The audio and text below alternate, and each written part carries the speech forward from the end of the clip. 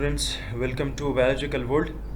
In this lecture, we are going to discuss about some common characteristics of carbon. What are the common characteristics of carbon and how it is combined with other elements? कैसे दूसरे element के साथ combine होता है और कैसे different bonds बनाता है और कैसे different compounds बनाता है, कैसे structures बनाता है, उसके बारे में हम इस lecture में study करेंगे. तो you can see here carbon carbon combination, इनकी कॉम्बिनेशंस कैसे बनती हैं हम उसको भी डिस्कस करेंगे. तो सबसे पहले carbon carbon combination form a stable structure. सबसे पहले हम ये डिस्कस करेंगे कि carbon carbon combination form a stable structure कैसे बनाता है. स्टेबल स्ट्रक्चर ऐसे बनाता है कि कार्बन के पास कितने वैलेंस शेल इलेक्ट्रॉन्स होते हैं, 4 इलेक्ट्रॉन्स होते हैं, और उसका हर इलेक्ट्रॉन दूसरे इलेक्ट्रॉन के साथ शेयरिंग करके क्या करता है, एक अपनी वैलेंसी को कंप्लीट करता है, और ये क्या होता है, एक स्टेबल कंपाउंड बनता है. तो स्टेबल कंपाउंड बनने की वजह से ये क्या, इसको ये एक तो इसकी ये जो स्टेबिलिटी जो होती है वो इसकी जो वैलेंसी कंप्लीट होने से जो बनती है उसको हम stability of the carbon structure कहते हैं. दिस स्ट्रक्चर में be understand may be unbranch भी हो सकता है ये स्ट्रक्चर, और रिंग भी हो सकता है और ब्रांच भी हो सकता है. Organic compounds are form due to carbon. तमाम जो ऑर्गेनिक कंपाउंड्स हैं ह्यूमन बॉडी के अंदर, all the organic compounds like those compounds which contain carbon and hydrogen, तो तमाम ऑर्गेनिक कंपाउंड्स जो बने होते हैं वो कार्बन और हाइड्रोजन से बने होते हैं. बेसिकली कार्बन और हाइड्रोजन के साथ लिंक्ड होता है, उसकी वजह से ही बनते हैं. जैसे आपका स्केलेटन है, आपका पूरा स्केलेटन जो आपके जो बोन्स की जो पूरी कॉम्बिनेशन है, तो वो किस चीज़ से बनी होती है, कार्बन और डिफरेंट दूसरे एलिमेंट्स के साथ कॉम्बिनेशन से आपका स्केलेटन बन जाता है. कॉम्बिनेशन विद अदर एलिमेंट्स, जैसे कॉम्बिनेशन अदर एलिमेंट्स के साथ कैसे होती है हम वो भी डिस्कस करेंगे. तो सबसे पहली जो चीज़ कार्बन ऑक्सीजन बॉन्ड है, और इसके साथ बॉन्डिंग बनाने से कौन सा बॉन्ड बनता है और कैसे फॉर्म्ड होता है हम वो डिस्कस करेंगे. कार्बन नाइट्रोजन इसी तरह, इसके साथ इसी तरह इसमें भी हम वही डिस्कस करेंगे कैसे फॉर्म्ड होता है और कौन सा बॉन्ड होता है. और कार्बन हाइड्रोजन में भी, ऑर्गेनिक कंपाउंड्स में भी कैसे कार्बन और हाइड्रोजन एक बाउंड बनाते हैं और वो कौन सा बाउंड बनाते हैं हम वन बाय वन डिस्कस करेंगे. तो the first one is carbon hydrogen bond.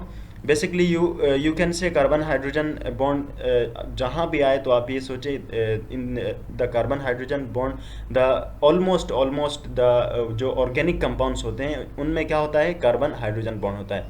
A source of energy for the cellular activities. जो तमाम सेल्यूलर एक्टिविटीज़ होते हैं, सेल के अंदर जितने भी एक्टिविटीज़ होते हैं उनको लाजमी बात है एनर्जी की रिक्वायर्ड होती है. वो एनर्जी बेसिकली जो ऑर्गेनिक कंपाउंड्स होते हैं वो कार्बोहाइड्रेट्स, प्रोटीन्स और लिपिड्स की फॉर्म में होते हैं. तो वो वहाँ से क्या होते हैं, उनकी ब्रेक डाउन की वजह से आपके सेल को एनर्जी मिलती है, जिसकी वजह से डिफरेंट एक्टिविटीज़ परफॉर्म होती हैं, डिफरेंट रिएक्शंस परफॉर्म होती है, बॉडी की मूवमेंट, मसल की मूवमेंट, इस तरह की चीज़ें क्या होती है, परफॉर्म होती हैं. तो carbon oxygen bond, the next one. तो कार्बन ऑक्सीजन से क्या क्या कौन सा बॉन्ड फॉर्म होता है, इसमें कोवलेंट बॉन्ड होता है कार्बन हाइड्रोजन बॉन्ड में. तो दूसरी कार्बन ऑक्सीजन बॉन्ड में कौन सा होता है, ग्लाइकोसाइडिक लिंकेज विद कार्बोहाइड्रेट्स. ये क्या बनाते हैं, कार्बोहाइड्रेट्स के साथ glycosidic linkage. So carbohydrates are stable compounds. You can see here the carbohydrates are stable compounds. All the things which I have mentioned in this lecture are all are stable. Because why? Because the carbon is present over here. तो third चीज़, वो peptide bond कैसे बनता है. जितने भी peptide bonds आज तक बने हैं तो वो क्या, किसके साथ जब कार्बन लिंक्ड होता है, कार्बन नाइट्रोजन के साथ जब लिंक्ड होता है तो क्या बनता है, एक पेप्टाइड बॉन्ड बनता है. तो वो पेप्टाइड बॉन्ड बेसिकली मोस्टली वो पेप्टाइड बॉन्ड जो होता है वो अमीनो एसिड्स में पाया जाता है. हम आगे नेक्स्ट स्लाइड में मैं डिस्कस करूँगा. तो ये मैं इसको भी रिपीट करके आपको अगेन आपको बताऊंगा. Carbon combines with nitrogen in amino acids. The bonds form between the two amino acids are peptide bonds. तो इस स्लाइड में हम डिस्कस करेंगे. The first thing is branch chain. Carbon की ब्रांच चेन कौन सी होती है, और ये आप देख सकते हैं like there is a branched chain in a straight chain, like you can see here. Branches आपको नज़र आ रहे होंगे. हाइड्रोजन ये इसके साथ ब्रांच है, इसके साथ ब्रांच है, तो ये एक ब्रांच स्ट्रक्चर है. रिंग स्ट्रक्चर, ये आप देख सकते हैं कार्बन का एक रिंग स्ट्रक्चर है, और इसको आप कह सकते हैं रिंग स्ट्रक्चर. और थर्ड जो इसकी करेक्टरिस्टिक्स है वो क्या है, अनब्रांच.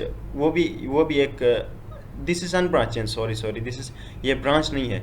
तो एक स्ट्रेट चेन है, आप देख सकते हैं, अनब्रांच चेन है, और ये क्या है, ब्रांच चेन है। तो आप देख सकते हैं इस कार्बन के साथ ये भी कार्बन अटैच्ड है, और डिफरेंट मिथाइल ग्रुप्स इसके साथ भी अटैच है। तो ये भी आप देख सकते हैं CH3 इसके साथ अटैच है, CH3 इस कार्बन के साथ, इधर एक CH3 इस कार्बन के साथ अटैच है, और इधर एक CH3 इस कार्बन के साथ अटैच्ड है।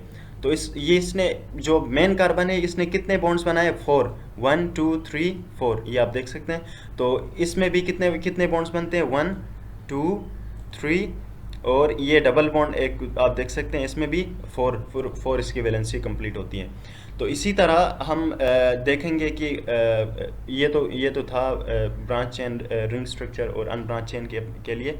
और अब ग्लाइकोसाइडिक बॉन्ड कैसे बनता है हम वो डिस्कस करेंगे।